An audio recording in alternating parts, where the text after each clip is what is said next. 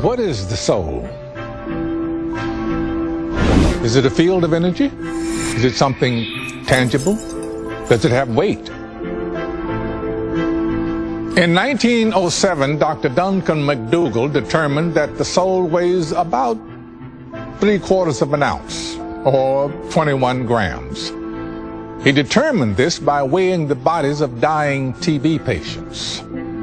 But in the 100 years since then, no one has been able to replicate his findings, because that doesn't seem to be anything to weigh.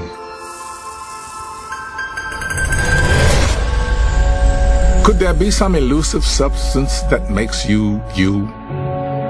At the smallest levels of existence, all matter is made of atoms. Earth has been recycling atoms for billions of years. Carbon moves from trees to oceans to the cells in our bodies. Even the atoms of dead people get reused.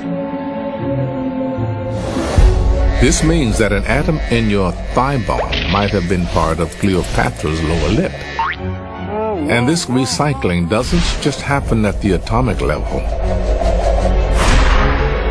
You are constantly rebuilding yourself at the cellular level. Your body produces 1 billion new cells every hour.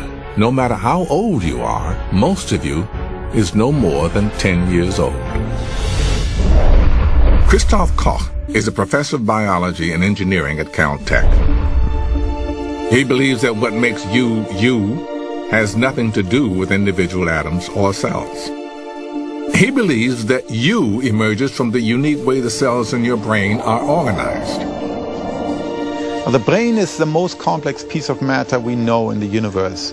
The human brain typically is on the order of 100 billion nerve cells. Each of those is a very complicated entity by itself. It's more like a little computer, interconnected to 10 to 100,000 other nerve cells. Separately, these neurons aren't conscious. But when they interact with each other on a massive scale, the result is a self-aware network. We believe that consciousness emerges out of the firing of millions or possibly billions of neurons. So that's what my soul is. That's what my feelings, my subjective feelings of pain and pleasure and of yearning are. But if, as Koch believes, who we are stems exclusively from this fragile and ever-changing network of brain cells, then there can be no eternal you. We constantly change. With each experience we change a little bit. With some experience we change more, and with other experience we change less. To that sense, there's no constant. And as we age, again, my body, but also my personality and my mind changes. To that sense, there's no constant personality. It's a changing construct of the brain and by the brain. This view of the brain is called materialism, and Koch is its champion. For materialists, the soul is nothing more than a fleeting illusion. An illusion that cannot outlive the physical network from which it arises. Once that electrical traffic ceases, because the brain itself doesn't work anymore and the neurons stop firing, then also the soul will cease to exist.